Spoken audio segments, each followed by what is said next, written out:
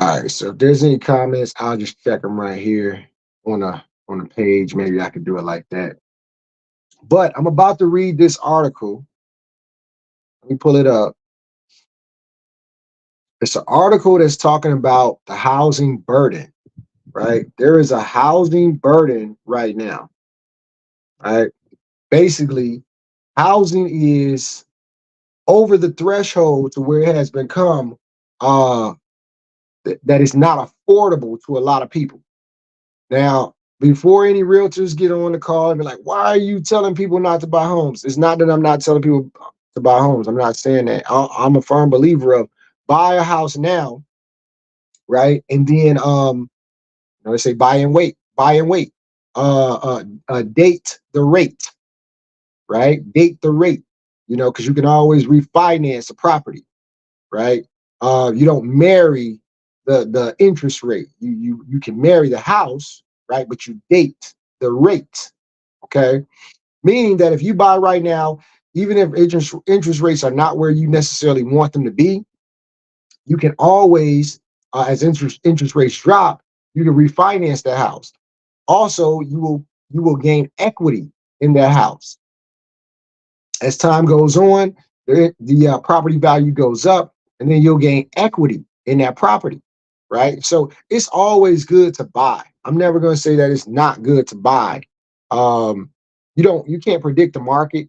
You don't necessarily know what's going to happen in the market. You don't necessarily know when prices are going to go up, when they're going to go down. You can try to predict it, but most people that I've seen that try to predict it, it didn't work out.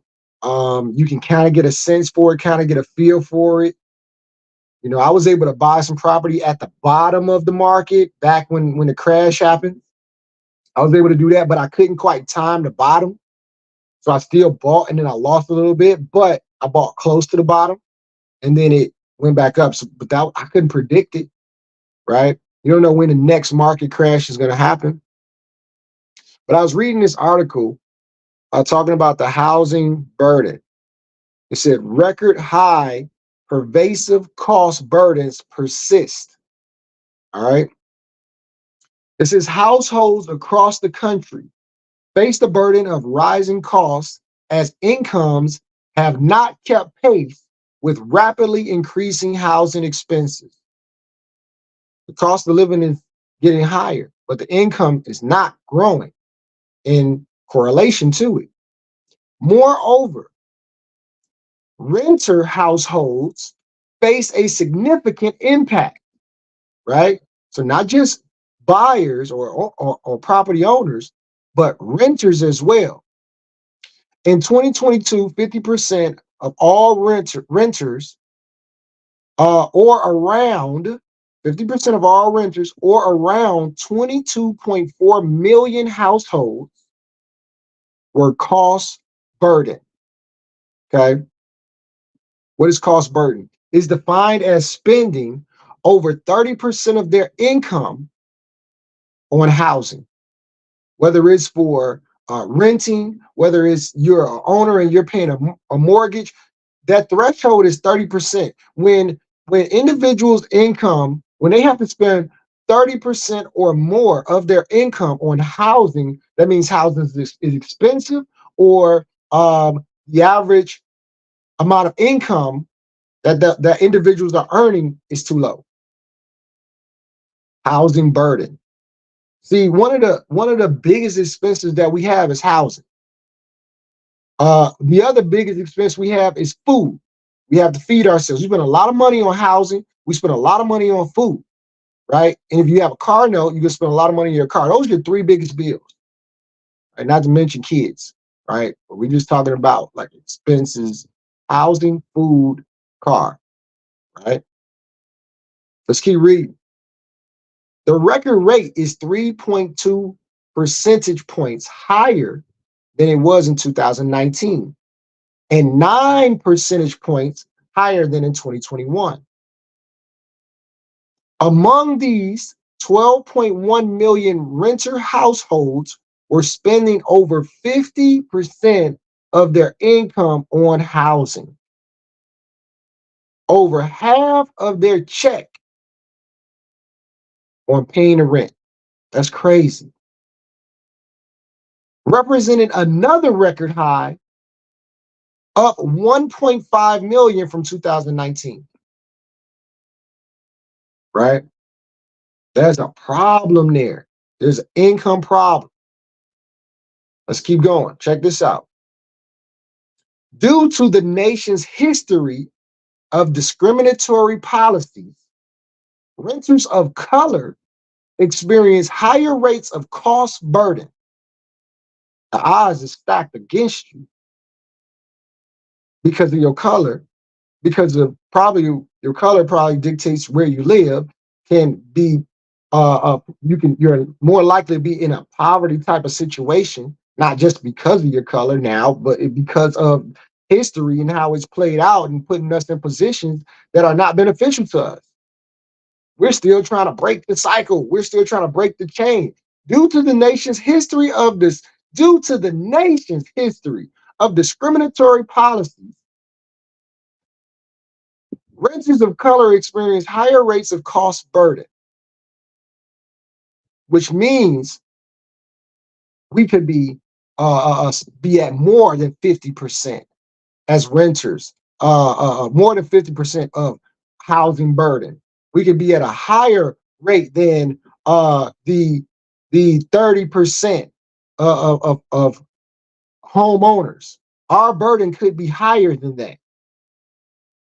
In 2022, 57% of Black and 54% of Hispanic renters or renter households were cost burden compared to 45% of their white counterparts, right? There is a gap. There is a financial economic gap that needs to be closed, right? See, this is people of color, Black, Hispanic, right, are in this housing burden. All right.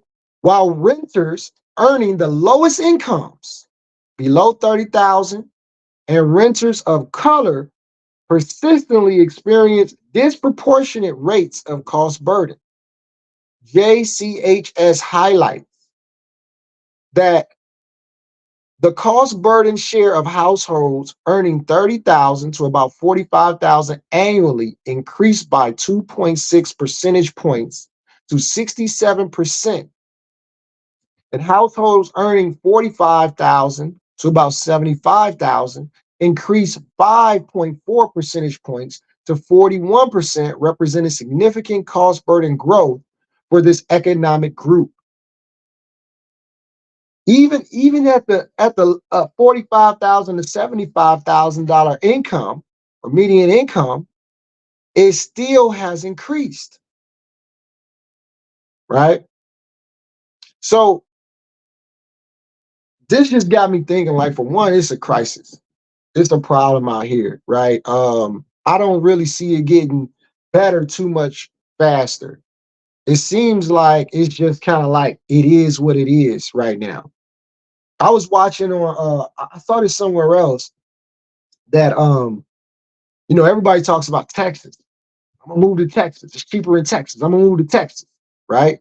But I saw somewhere that Texas rental rates went up about 29% or 26% in like the last year for rentals or apartments as well. And I could be wrong because I haven't researched this, but I saw that the minimum wage in Texas was about $8 per hour.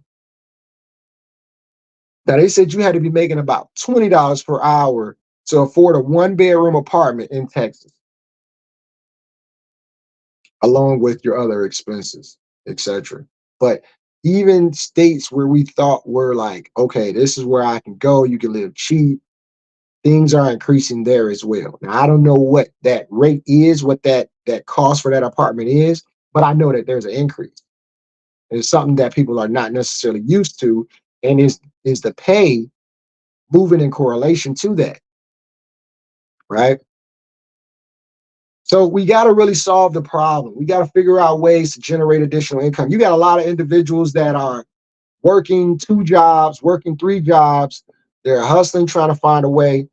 For me, I'm like, I just want to give back and help individuals. So My solution, one thing that I'm gonna add to this to fix this situation is that anybody, right? And I'm gonna take on a few people, but anybody that wants to get into the financial business, that wants to get into this financial industry that you see us in, right? I'm gonna take on a few people. I'm a mentor them. They gotta be hungry, they gotta be willing, they gotta be coachable. Because I know one thing, when I see this, it's some people out here that need some money, right? It's some people that need some money. It's some people that's like, I gotta find a better way.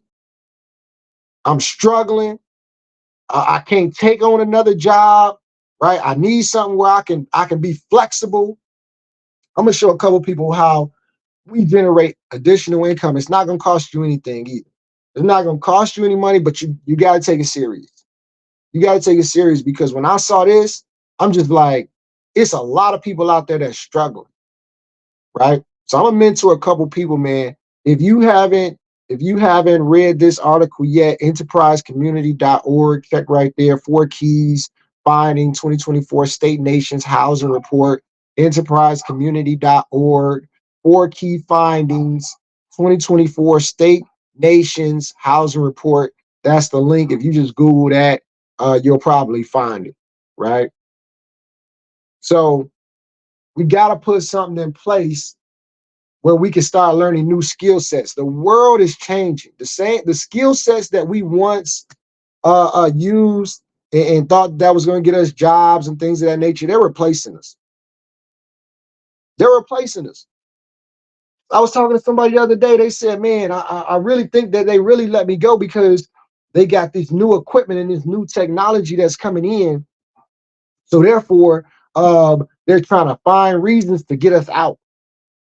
It's happening. It's happening. So you got to find a new skill set, right? And the world is changing how business is done, and you want to move with it. You want to shift with it. You don't want to be left behind or trying to figure it out later before it's too late. You want to start building something now. You want to start putting yourself in position now, because if you don't put yourself in position now, you're gonna be playing catch up, right? You should be in the forefront, right? So if anybody's looking to get into the business on the financial side, it's not for the real estate side. I might do something with that too, but this is for the financial side. If anybody wants to understand how this industry works, what we're doing, you don't need to have a license. You don't need to pay any money. You don't any of that. I'm gonna just mentor you, but you gotta take it serious.